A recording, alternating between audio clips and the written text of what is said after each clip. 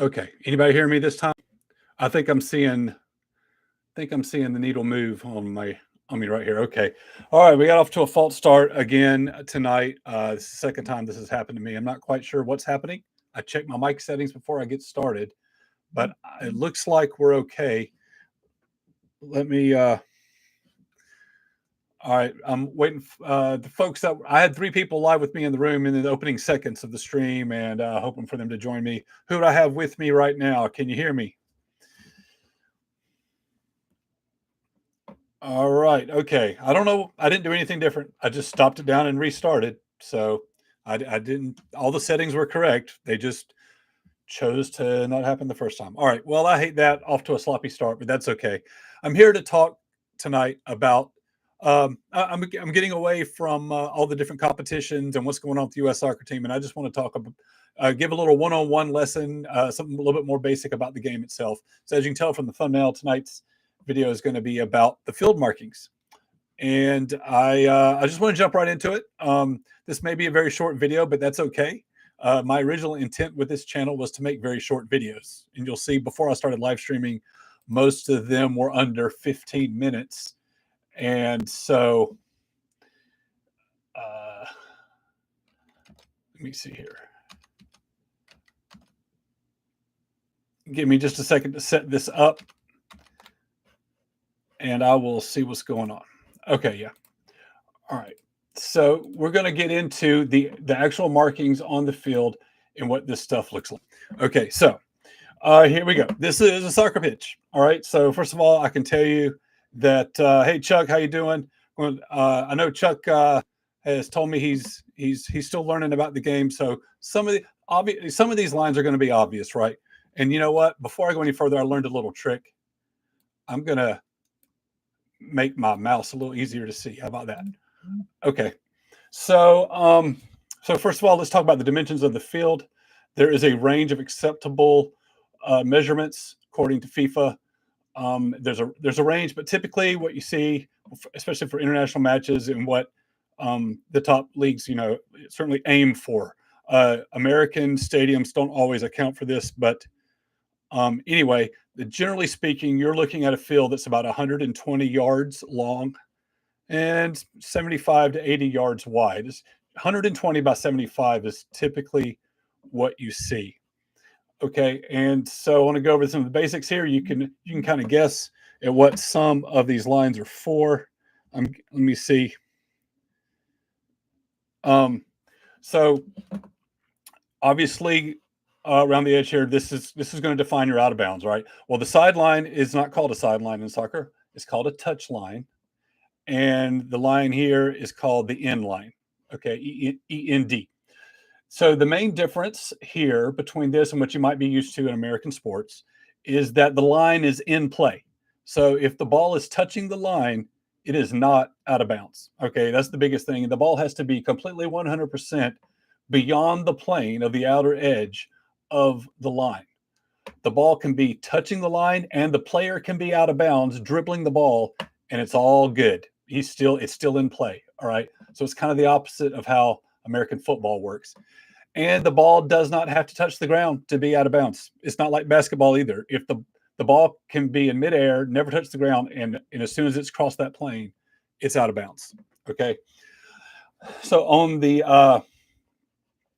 and then it's let me see what order do I want to talk about this stuff. Let's get to the end line. Let's go into the end line now. Okay, so if it goes out of bounds this way, then and the last team to touch it was the defense.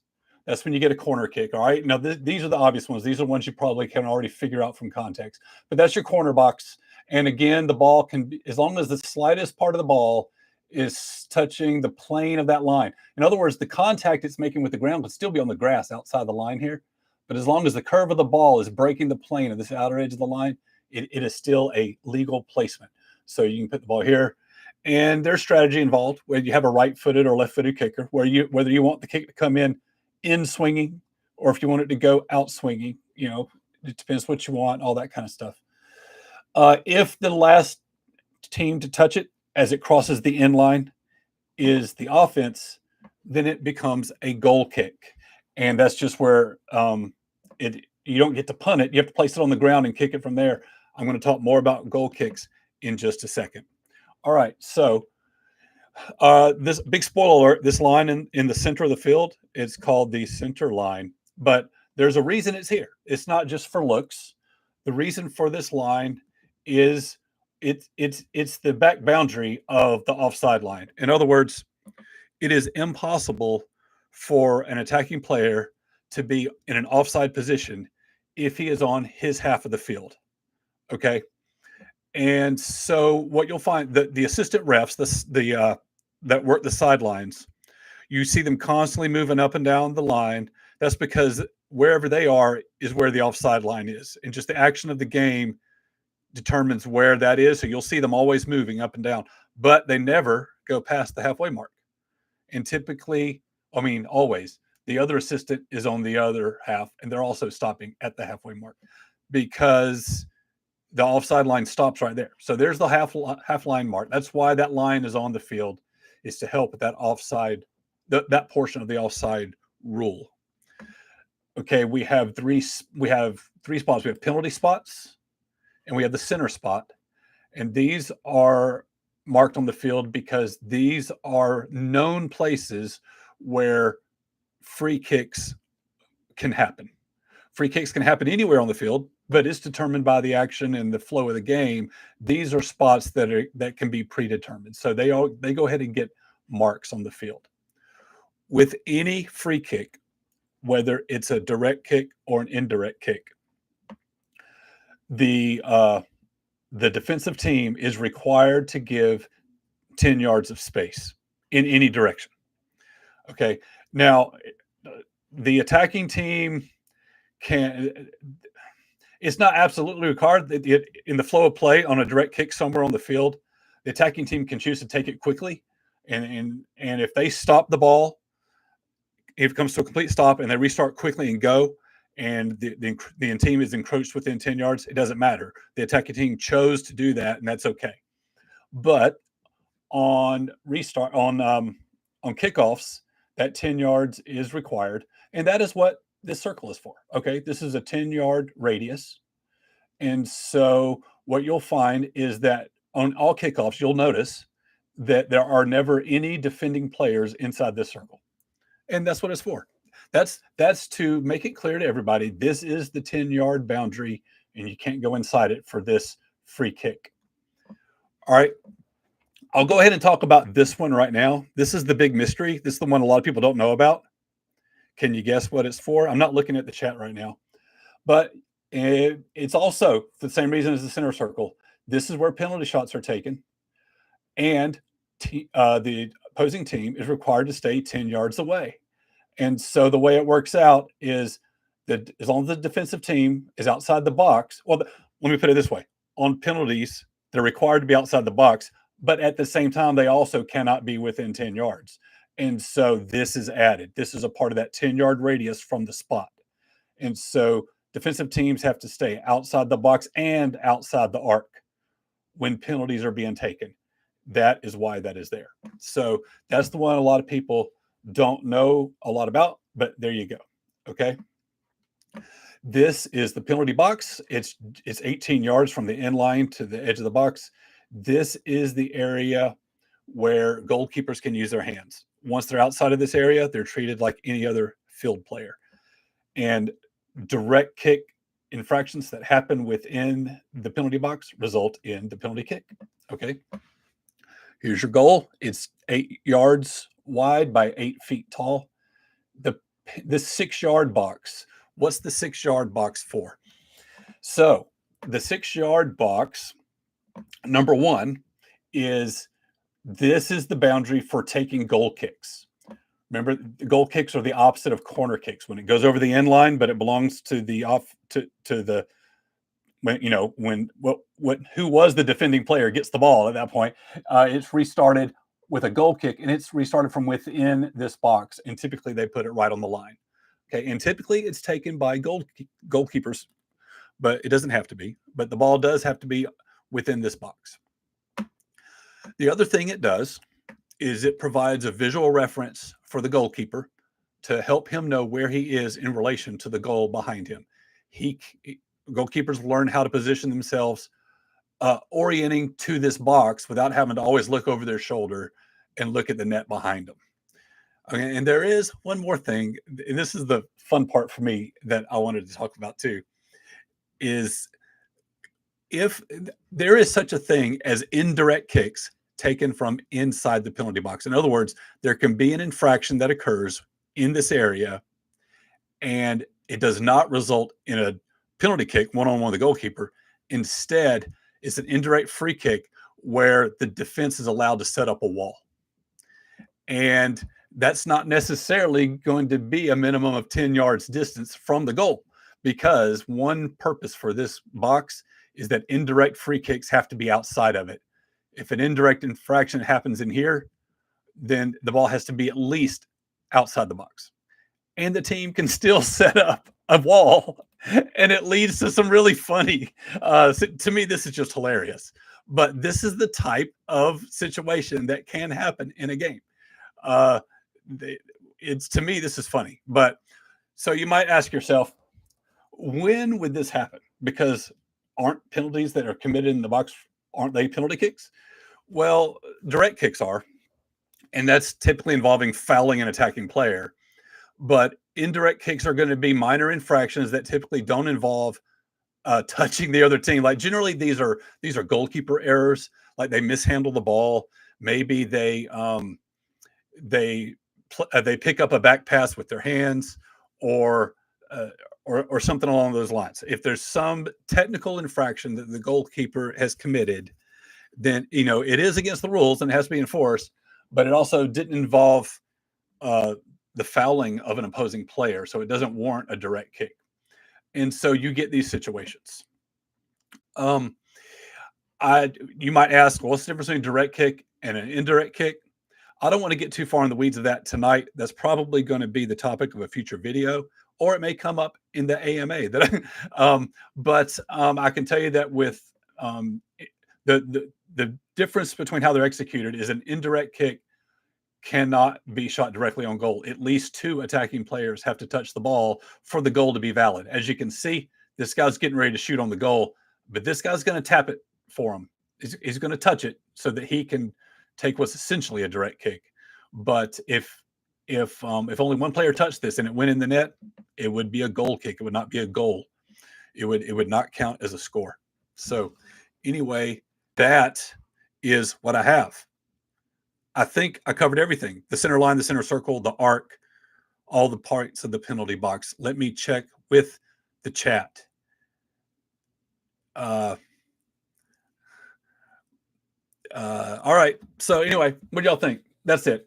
I wanted to talk about the lines on the field. I feel like, a lot of people can kind of guess at can guess at the sidelines, right, in the corner boxes, but and you accept the center line and the center circle, maybe without totally realizing there is a specific reason for it. But the penalty box, in the arc at top of the box, they can sometimes confuse people or just leave people lost. So John's asking a good question. Why do they use yards instead of meters? I really don't know the answer to that.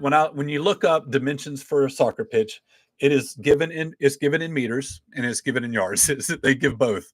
But when you look for, like, when I look up the size of the goal, it says 8 yards by 8 feet. Maybe this game is older than the metric system is the only theory I can give you there. But which kind of makes sense to me. But anyway, I don't have a definitive answer, but that's my best guess. So 120 yards, that's basically an American football field if you include the end zone space on both ends. So for the most part, we're able to fit regulation soccer fields into our stadia here in America. And that becomes more important for big events like the World Cup and things like that, because most of Major League Soccer, most of the clubs in Major League Soccer have their own stadium that they own, and it's a soccer specific stadium and it's custom to their needs.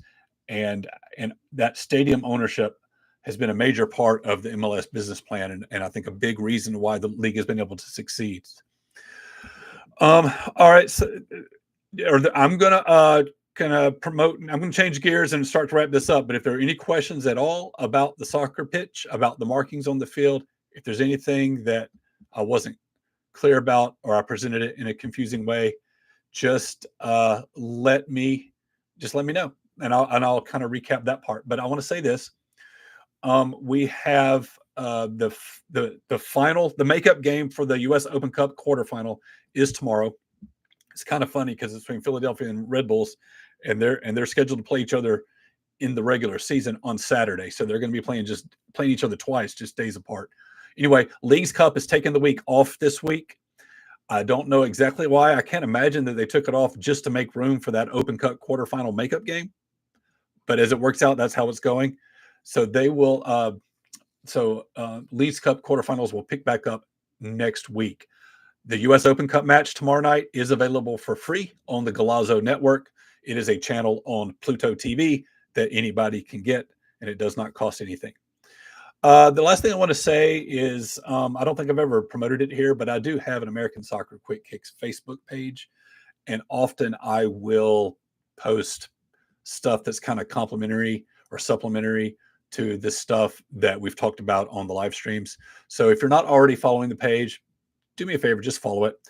And I hate to be this guy, it's such a cliche, but if you're not already subscribed and you're enjoying this content, and you're one of these guys that's with me every week, if you're not already a member, please go ahead and subscribe. And anybody watching this, if you like it at all, please just hit the like button. Doesn't cost you anything, only takes a second, and it does actually help the channel. So that is it for this one. I am going to wrap it up. I'm planning on doing an AMA in 2 weeks. That's an Ask Me anything about whether it's the rules of the game, whether it's about MLS, whether it's about U.S. Men's national team, whether it's about the friendlies coming up, or it's about the World Cup next year, whatever you got. If you have questions that you've typically been embarrassed to ask because you feel like everybody should know this, ask those. It's okay. You can leave your questions in the comments of this video whenever you see the video. You can send me a message at the American Soccer Quick Kicks Facebook page, or you can plan on being in the room live with me during the AMA. But go ahead. I've already gotten some questions sent to me. And if you're not sure if you're able to make it live, but you got something for me, please go ahead and let me know. Because I want to see how that goes. It might fall flat. I might not get enough participation, and it might not be much of anything, but it also has the potential, I think, to be a lot of fun. So anyway, that's all I got. Thanks a lot, guys. We've got Open Cup tomorrow night. I hope you'll watch some soccer with me, and I'll talk to you next time.